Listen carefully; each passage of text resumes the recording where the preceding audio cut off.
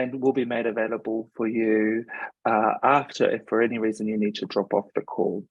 We do have a bottle of New Zealand wine to give away towards the end of today's presentation, so please do keep, if you are able to, we would love you to keep on the call, and that gets you the chance to win that bottle of New Zealand wine. Take it away, Geraldine. Thank you, Ren. Good morning, kia ora, everybody. As Ren said, my name is Geraldine and I am with Real NZ. A little bit about me. I actually was with Real Journeys, who I'm hoping you guys have heard of if you've been selling New Zealand for a while. I was with Real Journeys for just over 11 years and obviously loved it if I stayed that long. COVID hit, our borders closed, and I had to reassess everything. And I had a little hiatus out of the industry for the past 2 years. It turns out the tourism industry is a very hard one to leave, and more so the people, actually. So I'm really stoked to be back and being able to connect with you all. For those that haven't heard of Real Journeys, we are New Zealand's, or Real NZ, sorry, we are New Zealand's largest tourism operator. We like to think that we're pretty good at what we do. We are experts in the south of the South Island of New Zealand, and we will be 70 years young next year, so launched in 1954. I'm sure as I go through my presentation, some of the images you might recognise as, oh, I've sold that, or oh, I've been on that, or I've had families on that. So I'm hoping you are aware of some of our experiences. So moving right in. Oh, and sorry, but how is Milford Sound? Isn't that a bit beautiful? So moving right in, these are our experiences. We obviously operate in Milford Sound, Doubtful Sound, Te Anau with our glowworm caves. In Queenstown, we've got the historic TSS Earnslaw operations over at Walter Peak High Country Farm. We've got jet boats, we've got rafting in Queenstown, and never forget New Zealand has a third island, Stewart Island, and I'll go through what our product offering is over there throughout this presentation. In Christchurch, we have the International Antarctic Centre right beside Christchurch Airport. And last but not least, we have 2 ski resorts, Cardrona and Treble Cone, also located around Queenstown, Wanaka, so in the south of the South Island of New Zealand. To give you some idea where that is, this is home. So yeah, as I said, we like to call ourselves experts in the south of the South Island. Kicking right in, Milford Sound. I'm hoping a number of you have been there. It's the unofficial 8th wonder of the world. And it's where I go to get my soul food, same as Doubtful Sound. We can get your guests there by coach, cruise or flight. So if they are brave enough to self-drive in New Zealand, bearing in mind we drive on the other side of the car and the other side of the road, just to really blow their minds.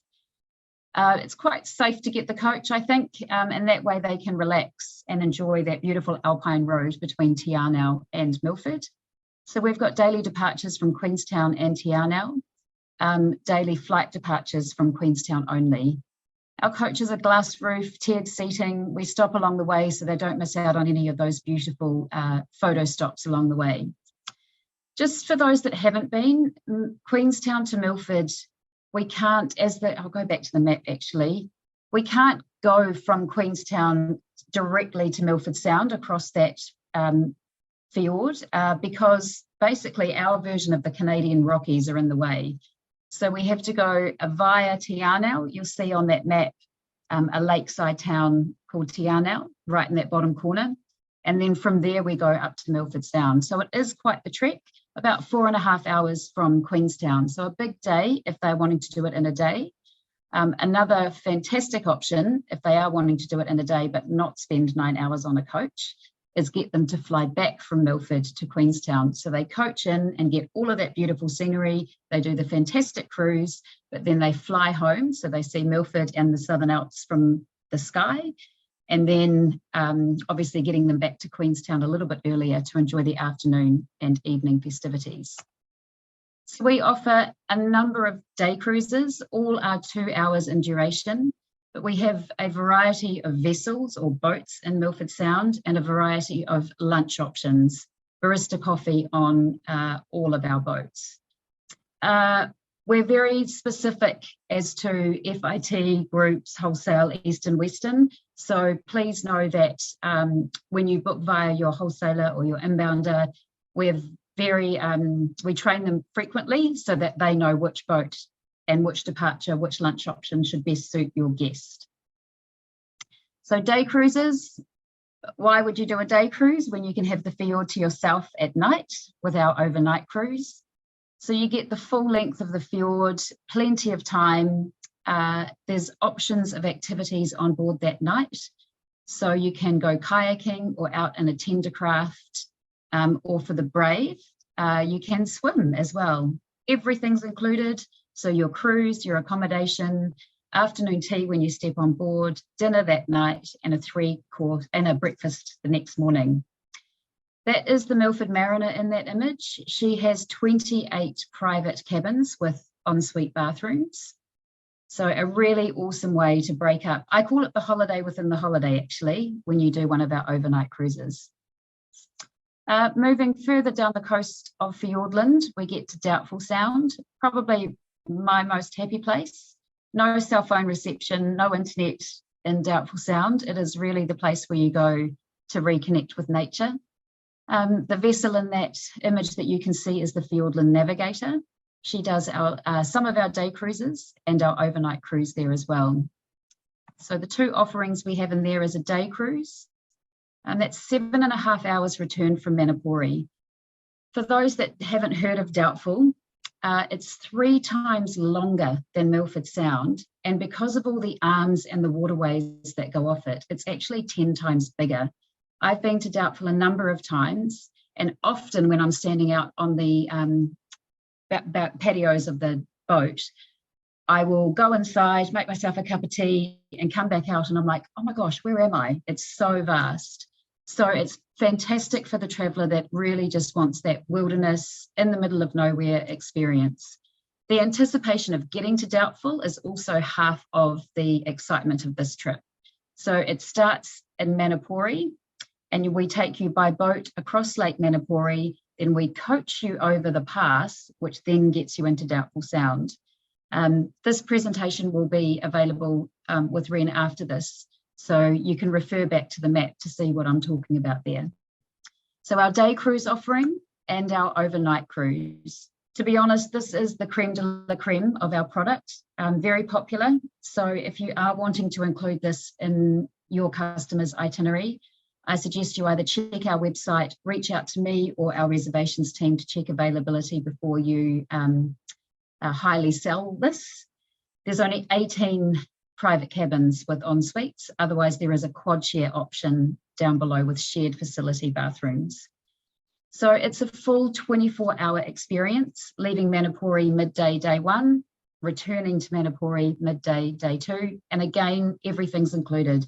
Afternoon tea, dinner that night, breakfast the next morning, and the kayaking, tendercraft or swimming, as you can see in that image there.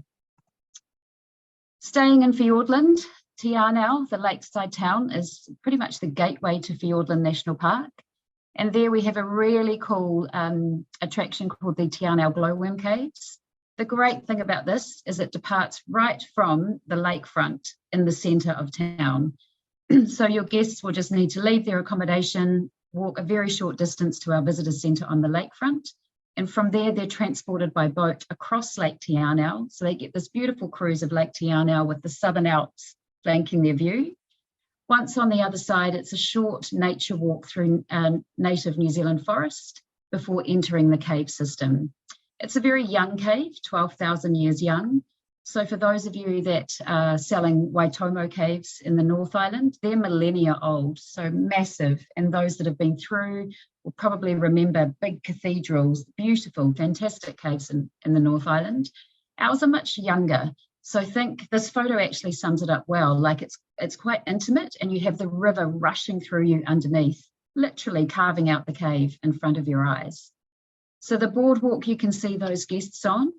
You start A to B and B back to A. So for anyone that might be uncomfortable once they're inside, no problem. You just turn around and go back the way you've come. There's no avenues or alleyways that they could get lost or upset in. So as I said, it starts with a beautiful cruise, 12,000 years young, departs right from the lakefront in Te Anau, and it's a 2-hour, 15-minute cruise or experience. I would definitely say that this is an add-on for any itinerary where you are overnighting your guests in Te Anau, trying to break up that Milford or Doubtful Sound duration. Isn't she beautiful? I worked on yachts for 6 years overseas, and this is still my favourite boat in the whole entire world. For those that don't know her, she is the TSS Earnslaw. She is 110 years young and was launched the same year as the Titanic, to give you just some idea how amazing she is. In the background of that image, you can see Walter Peak Homestead, and behind that, if I was to expand or zoom out, there's a beautiful high country farm and station. So the TSS Earnslaw cruises from Queenstown, right in Queenstown Bay, across the lake to Walter Peak Homestead. Your customers can do a cruise only, so they literally cruise over, some guests get off and they turn around and come back.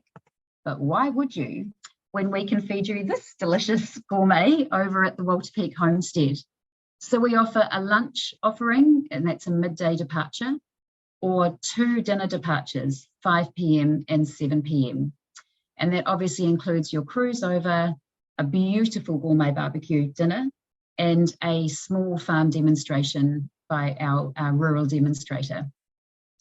For those that can't make the lunch or the dinner option, but they want an activity to fill up their afternoon, we do a farm tour that includes afternoon tea. So they get to cruise across the lake on that beautiful TSS Earnslaw, then disembark to do a really cool farm tour, very interactive, feeding the alpacas, feeding the sheep and the Scottish Highland cattle. And then they see the rural demonstrators doing a little show with our resident sheepdogs.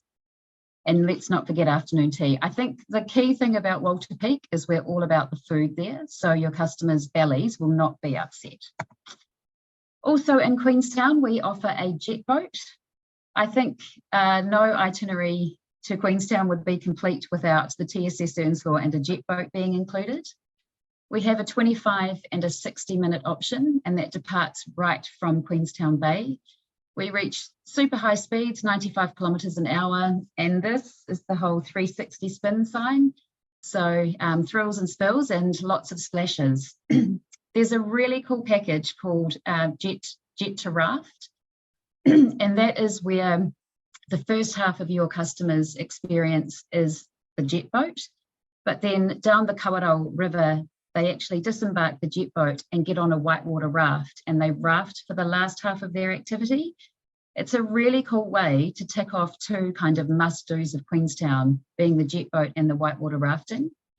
When I say whitewater rafting, don't think Colorado River, fighting for your life or fearing for your life. It's a grade 2 rapid river. And to give you some idea, I took my 7-year-old son there and he loved it. So you're definitely having to do what the guide tells you, but you're just not fearing for your life, which is quite nice. Never forget that New Zealand has a 3rd island, Rakiura, Stewart Island, 97% national park. This is where you would send your wildlife lover. I have been chased down the beach by a sea lion in Stewart Island. I have been kayaking and had a seal rolling next to me, looking up at me with his big brown eye and flapping his little fin. I've been fishing at Stewart Island, where I've pulled up my rod and had 3 blue cod attached to it, but a seabird came and took one off. So I caught his dinner for him. So it is a wildlife lover's paradise, and the native birds there are something quite special. From Bluff, which is the furthest point on the South Island, we offer the ferry services across to the island. It's a 1-hour crossing from Bluff down to Stewart Island. And we also have accommodation on the island, Stewart Island Lodge, which is the image you can see there to the right of that presentation. It's 6 king or twin bedroom lodge, so it isn't big. So again, if you are wanting to include Stewart Island in our lodge in your customer's itinerary, maybe just check the website or reach out to us first to ensure we have availability. as I said, Stewart Island is the place where you would send that wildlife lover. I've been standing where this photo was taken and had kaka, which is a New Zealand native bird, literally hopping along the balcony of that lodge, so it's pretty special. We also offer 2 day tours on the island, Village and Bays, which is a really cool 1-hour trip in a small bus with a local guide, and he basically just shows you all the nooks and crannies, all the secret spots, all the local hideout where the locals love. But the best thing about this is actually the commentary from the local guide. There are only 427 people that live on the island, so you can imagine the banter, the arguments, all of the little anecdotal quirks that go on the island. So you're introduced to those, which is quite entertaining. Our second day tour option is the Ulva Island Explorer. And that is half of it's actually on boat, where we take you into Patterson Inlet, which is a huge inlet that nearly cuts Stewart Island in half. And from there you explore the coastline. This is really rich in whaling history. So you get to see old whaling bases and remains of old whaling vessels as well. But the highlight of this tour is when you step off the boat and we put you onto Ulva Island for a 45-minute guided walk of a predator-free bird sanctuary. And this is where the New Zealand birds are not scared of anything. So they are literally flying past you on the floor, walking past your feet. So it's a very special place. Last but not least, on Stewart Island, if you want to see the real kind of kiwi, the feathered kind, we offer an evening trip, our wild kiwi encounter. And obviously we have to do this at night because these little people are asleep during the day as they're nocturnal. Moving up to Christchurch now, the International Antarctic Centre is an attraction right beside Christchurch Airport.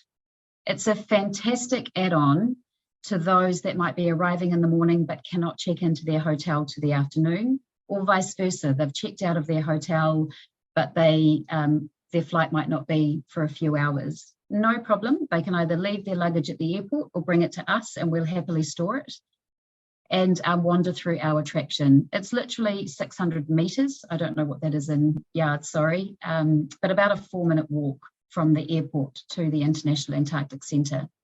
We have huskies there daily. This is lovely Isla. They're literally on the payroll. One of their owners will drop a husky off each day and they hang out with us for the day. So it's pretty cool. They get lots of selfies taken with them. But the International Antarctic Centre is all about this immersive, interactive attraction that is aimed at teaching our guests what life is like on the ice, what it's like working on the ice, animals on the ice, but probably most importantly, how important Antarctica is to us globally and how we really do need to rally to protect it. When I say interactive, we have the Hagland here, which is a typical form of transport on Antarctica. So we take you for a Hagland ride and I guess simulate the landscape of what Antarctica would be like. As I said, you can pet the huskies, we do penguin feeding, we've got a 3D cinema. The most awesome one for me is the Storm Dome, where we dress you up nice and warm, put you in this room and we simulate what an Antarctic storm would be like. So we drop the temperature and we crank up the wind, you're all nice and warm. We don't serve you whiskey, I kind of wish we should.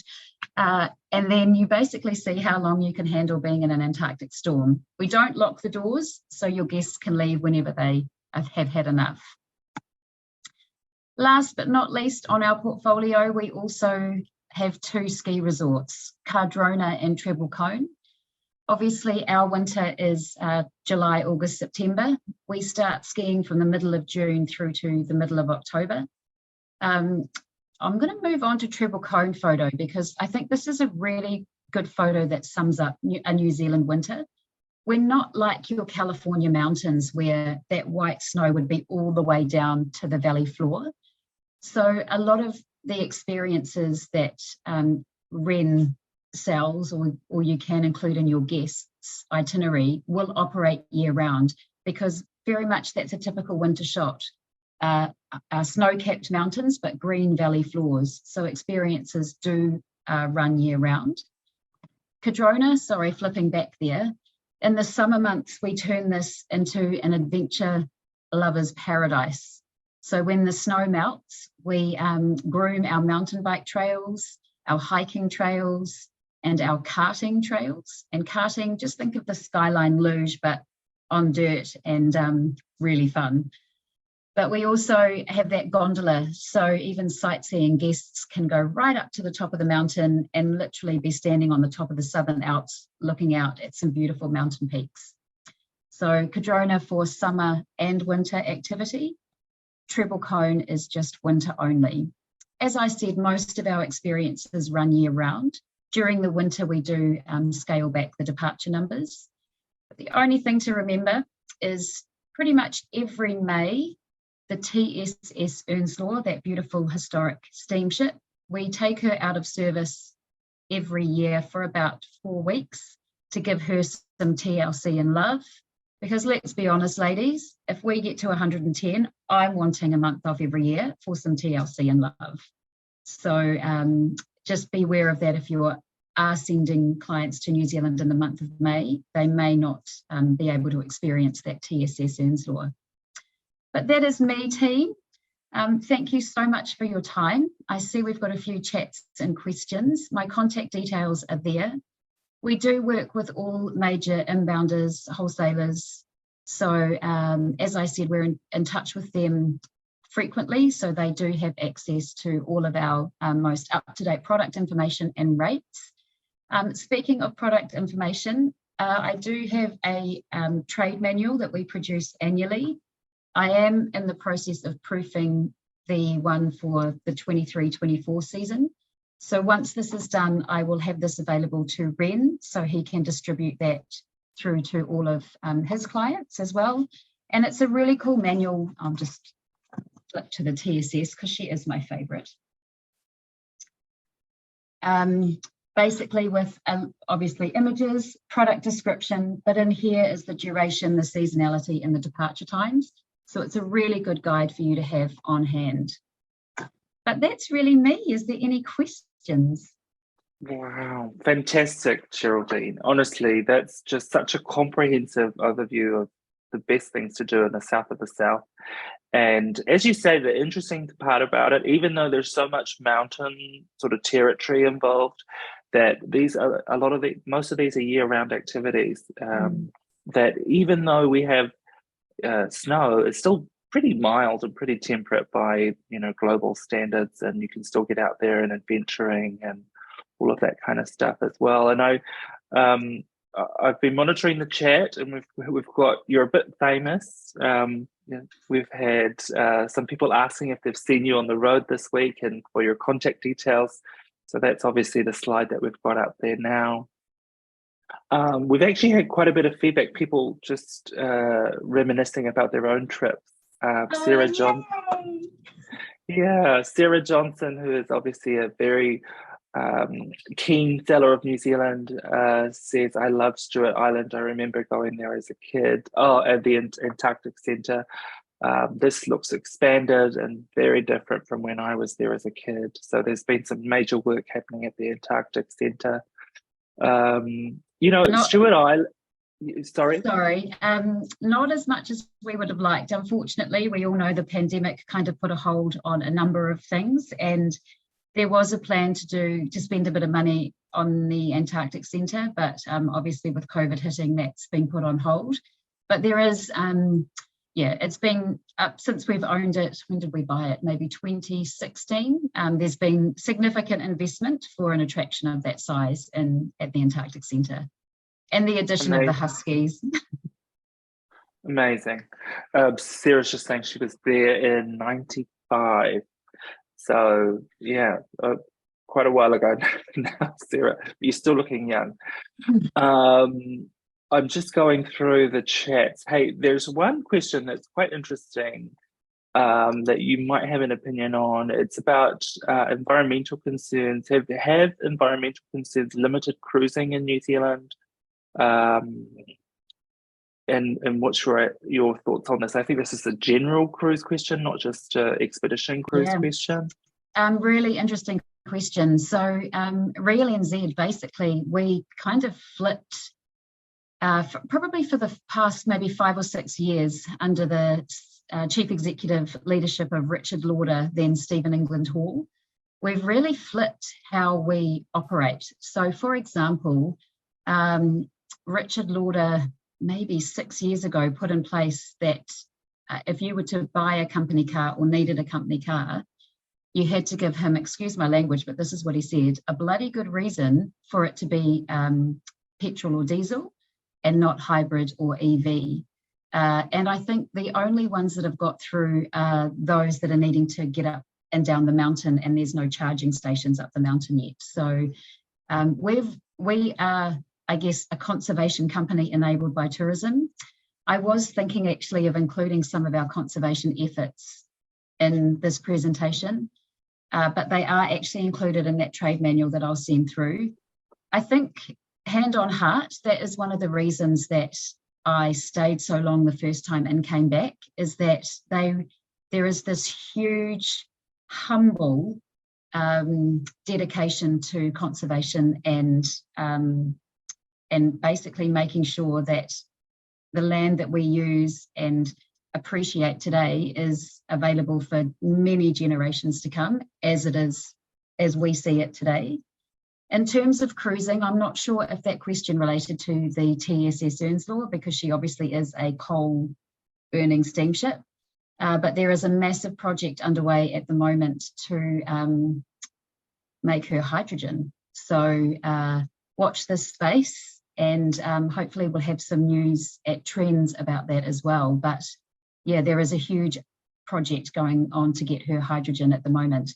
And that's a little bit controversial, right? Because she's a bit of history, really. She's the only coal-fired passenger carrying steamship in the world, and we're changing her. So is that controversial, or is that, forward thinking?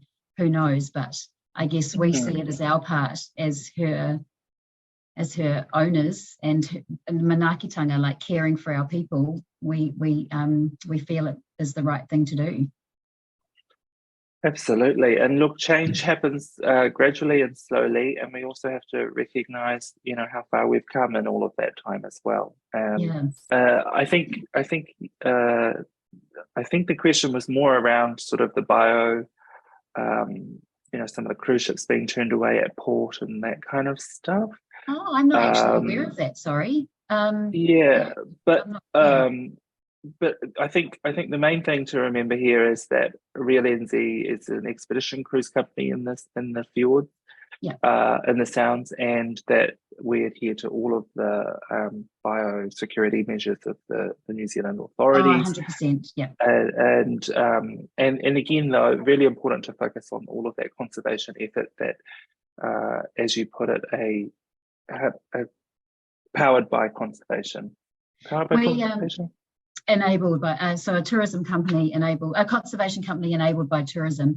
So we, just for whoever asked that question, there are very strict, New Zealand's, I would say, quite far ahead in the whole conservation pathway, and our maritime law, everything like that. So all of the consents through our Department of Conservation that we apply for to operate in Milford Sound and cruise in Milford Sound, it's quite strict what we have to adhere to. So just in general, to operate there, we have to obviously consider the environment when we do that.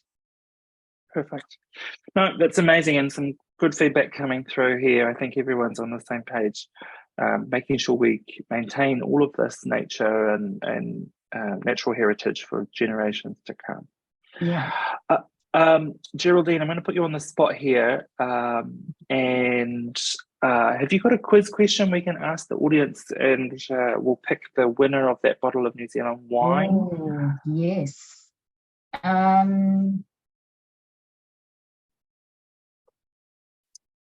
Very good. What year was the Titanic launch? What year was the TSS Earnslaw launched? I think I mentioned that. Oh, we've got an answer. No. 1912? Yes! Same year as the Titanic. There you go. Well, congratulations to Greg. Well, Greg, if you can send through on the email, we'll email through and so that we can get your details and get that wine out to you as well. But thank you, everyone. This has been a really informative session. Real-NZ really are the premier experience operator in the south of the south. And we're just so pleased to be working alongside them and spreading the word about conservation, the environment, and also getting out there and enjoying that environment as well. So we'll send this presentation and slide deck to you on email in the follow-up. But thank you for your time today, and congratulations once again, Greg. How we say goodbye is we say haere rā, kia hoki mai anō. Until next time, thank you, everybody. See you soon. Thank you.